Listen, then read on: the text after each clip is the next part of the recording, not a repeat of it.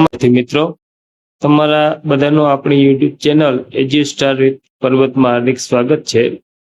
તમે આપણી YouTube channel પર નવા આવેલા હો તો ચેનલને લાઈક, સબસ્ક્રાઈબ અને તમને વિડીયો કેવો લાગ્યો એ કોમેન્ટ જરૂરથી કરજો. ચેનલ સબસ્ક્રાઈબ કરી બાજુમાં રહેલ બેલ આઇકન જરૂરથી દબાવી દેજો, જેથી કરીને આપણા આવનારા બીજા વિડીયોના નોટિફિકેશન તમને મળતા રહે છે.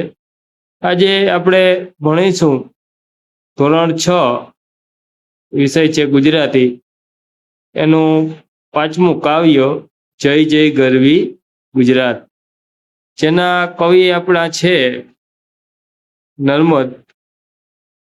નર્મદનો કવિ છે તેનો આપણે પેલા પરિચય મેળવી લઈએ.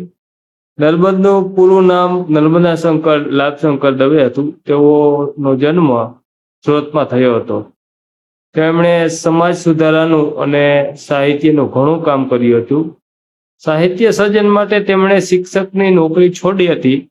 સાહિત્યના અનેક સ્વરૂપોમાં તેમણે પહેલ કરી હતી. નર્મદે મારી હકીકત નામની આત્મકથા, નર્મ કવિતા, નર્મ ગદ્ય, ધર્મ વિચાર વગેરે ગ્રંથો આપ્યા છે. તેમણે નિબંધ કોશ, આત્મકથા વગેરે દ્વારા અર્વાચીન ગુજરાતી સાહિત્યના વિકાસ માટે પાયાનું કામ કર્યું છે. આ કાવ્ય સમૂહમાં ગાઈ શકાય એવું ગુજરાતનું ગૌરવ ગીત છે. નર્મદનો ગુજરાત માટેનો પ્રેમ એની દરેક કડીમાં છે. સુંદર કાવ્ય છે, સમૂહમાં ગાઈ શકાય, દરેક લોકો એક એક કડી બોલી શકે એ રીતનું આપણે આને ગાઈ શકીએ છીએ. કવિએ તેમાં ગુજરાતની ભૌગોલિક સીમાઓ દર્શાવતા ચારે દિશામાંના 4 તીર્થસ્થળોનો ઉલ્લેખ કર્યો છે. એમાં પ્રેમ અને શૌર્ય વ્યક્ત થાય છે. આ કાવ્યમાં ખમીર, સાહસ અને પરાક્રમનું વર્ણન છે. કવિએ અહીં નર્મદા, મહી વગેરે નદીઓને યાદ કરી ગુજરાતના ઉજળા ભવિષ્યનો અવસાર આપ્યો છે. તો આપણે કાવ્ય જોઈએ. પેલા આપણે કાવ્યનું ગાન કરીશું. તમે પણ સાથે ગાજો, ન આવડે તો કાવ્ય શીખી અને ગાવાનો પ્રયત્ન કરજો. તો આપણે શરૂઆતમાં કાવ્ય ગાઈએ. જય જય ગરવી ગુજરાત, જય જય ગરવી ગુજરાત, દીપે અરુણ પ્રભાત, જય જય ગરવી ગુજરાત, જય જય જય ગરવી ગુજરાત, ધ્વજ પ્રકાશ સે જળ હડક સુંબી, પ્રેમ શૌર્ય અંકિત, તું ભણવ ભણવ નિજ સંતતિ સહુને, પ્રેમ ભક્તિની રીત, ઊંચી તુજ સુંદર જાત, જય જય ગરવી ગુજરાત, જય જય ગરવી ગુજરાત, ઉત્તરમાં અંબા માત, પૂર્વમાં કાળી માત, છે દક્ષિણ દિશમાં કરંત રક્ષા, કુંતેશ્વર મહાદેવ, ને સોમનાથ ને દ્વારકેશ એ પશ્ચિમ કેરા દેવ, છે સહાયમાં સાક્ષાત, જય જય ગરવી ગુજરાત, જય જય ગરવી ગુજરાત. નદી તાપી નર્મદા જોઈ, મહીને બીજી પણ જોઈ, વળી જોઈ સુભટ્ટના રુદ્ર રમણ ને રત્નાકર સાગર, પર્વત પરથી વીર પૂર્વજો દે આશીષ જય કર, સંપે સોહે સૌ જાત, જય જય ગરવી ગુજરાત, જય જય ગરવી ગુજરાત. તે અણહિલવાડના રંગ, તે સિદ્ધરાજ જય સંગ, તે રંગ થકી પણ અધિક સરસ રંગ થશે સત્વરે માત, શુભ શકુન દિશે મધ્યાહને શોભે, વીતી ગઈ છે રાત, જન ઘૂમે નર્મદા સાત, જય જય ગરવી ગુજરાત, જય જય ગરવી ગુજરાત, દીપે અરુણ પ્રભાત. જય જય ગરવી ગુજરાત, જય જય ગરવી ગુજરાત. સુંદર કાવ્ય છે વિદ્યાર્થી મિત્રો. જય જય ગરવી ગુજરાત, હે ગૌરવતી ગૌરવાન ગુજરાત, ગુજરાતની ધરતી તારો જય જયકાર હોય. દીપે અરુણ પ્રભાત, સુંદર સવારના રંગો શોભી રહ્યા છે. અરુણ પ્રભાત એટલે સવારમાં જે કેસરી રંગની છાટ હોય, અરુણ એટલે કેસરી, જે સવાર છે એ શોભી રહી છે. ધ્વજ પ્રકાશ હશે જડળ કસુંબી, તારો જે ધ્વજ છે કસુંબી એટલે કેસરી રંગનો, એ ચઢળ પ્રકાશ છે, ખૂબ પ્રકાશી હોય. પ્રેમ શૌર્ય અંકિત, તેમાં પ્રેમ અને શૌર્ય અંકિત થયેલા છે, દર્શાવેલા છે. તું ભણો ભણવની જ સંતતિ, સહુને પ્રેમ ભક્તિની રીત. તું પોતાના નિજ એટલે પોતાના, સંતતિ એટલે સંતાનો, તેને પ્રેમ અને ભક્તિની રીત શીખવાડ. ભણો ભણો એટલે શીખવું. ઉચ્ચ તુજ સુંદર જાત, તારી જાત છે એ ઊંચી અને ખૂબ જ સુંદર છે. જય જય ગરવી ગુજરાત, હે ગૌરવંતી ગુજરાતની ધરતી તારો જયકાર હો. ગુજરાત તારો જય હો.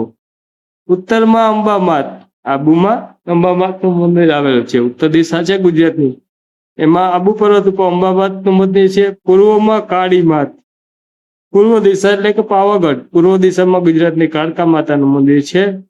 ને દક્ષિણ દિશામાં કુંતેશ્વર મહાદેવનું મંદિર આવેલું છે.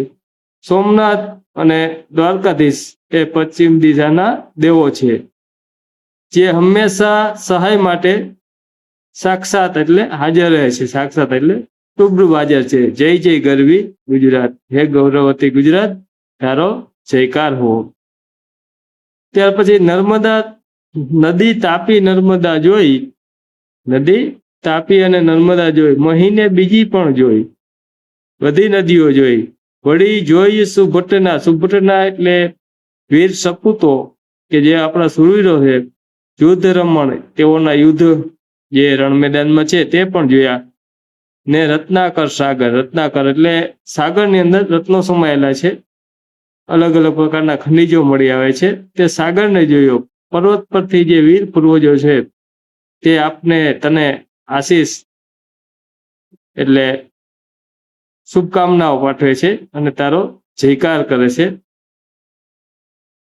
આશીર્વચનો આપે છે. સંપે સોહે સૌ જાત, બધી જે સંપે બધી જ જાત, દરેક અલગ અલગ જે જ્ઞાતિના લોકો રહે છે ધર્મના, તે બધા સંપીને રહે. અને સોહે એટલે શોભે કે સારા લાગે. જય જય ગરવી ગુજરાત, હે ગર્વવંતી ગુજરાત તારો જયકાર હો. તે અણહિલવાડના રંગ, તે સિદ્ધરાજ જયસંગ. અણહિલવાડ પાટણ જે સિદ્ધરાજ જયસિંહનું જે શાસન હતું, સુવર્ણ યુગ કહેવાય છે, તે તેના જે રંગ હતો તે રંગ થકી પણ અધિક રંગ રંગશે થશે સત્વરે માત. તે જે રંગો હતા તેથી પણ અધિક એટલે વધારે સરસ રંગ, સત્વરે એટલે જલ્દી થશે. એ માત એ ગુજરાતની ધરતીને માતા સમાન કહી છે. શુભ શકુન દિશે મધ્યાહન શોભે, વીતી ગઈ છે રાત. સારું સુકન છે, મધ્યાહન એટલે બપોર, કે આપણે વિકાસને એક યાત્રામાં આગળ વધી ચૂક્યા છીએ. મધ્યાહન શોભી રહ્યું છે અને રાત વીતી ગઈ છે. હવે આપણે રાત વીતી ગઈ છે. જન ઘૂમે નર્મદા સાથ, નર્મદા એટલે જન એટલે લોકો, નર્મદા એટલે અહીં આનંદ આપનાર, આનંદ એવો એનો મતલબ છે. લોકો છે એ આનંદ સાથે અહીં ઘૂમી રહ્યા છે કે રહે છે. જય જય ગરવી ગુજરાત, હે ગૌરવંતી ગુજરાત તારો જયકાર હો. આવું સુંદર મજાનું કાવ્ય આપણે હવે નર્મદે આપેલું છે, ગુજરાતનું ગૌરવ ગાથા ગાતું. આ કાવ્ય નર્મદનું જે પદ્ય મંદિર છે સંગ્રહ, કાવ્ય સંગ્રહ, તેમાંથી લેવામાં આવ્યું છે.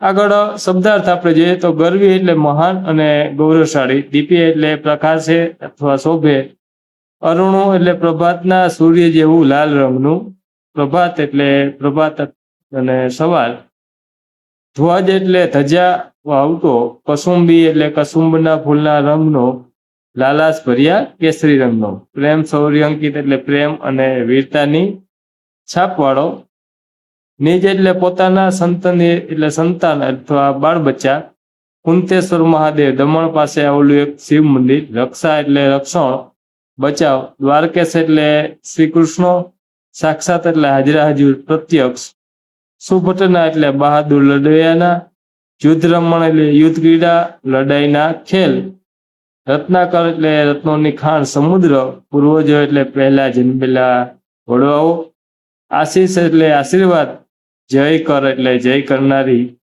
જીત અપાવે એવી, સિદ્ધરાજ જયસંઘ એટલે પાટણના સોલંકી રાજા, ઈસવીસન ને 1091 થી ઈસવીસન 1143 અરસાના, અધિક એટલે વધારે, સત્વર એટલે ઝડપથી, શુભ એટલે કલ્યાણકારી, શકુન એટલે સુકન એટલે ભાવિના એંધાણ, મધ્યાહન એટલે બપોર. આ વિડીયો તમને વિદ્યાર્થી મિત્રો કેવો લાગ્યો તે કોમેન્ટ કરી જરૂરથી જણાવજો. વિડીયો પૂરો જોવા બદલ તમારા બધાનો આભાર. વિડીયો તમને સારો લાગ્યો હોય તો લાઈક કરજો, આપણી ચેનલમાં નવા હો તો સબસ્ક્રાઈબ કરી લેજો અને સાથે રહેલું બેલ આઇકન જરૂરથી દબાવી દેજો, જેથી આપણા આવનારા નવા શૈક્ષણિક વિડીયોના નોટિફિકેશન તમને મળતા રહે.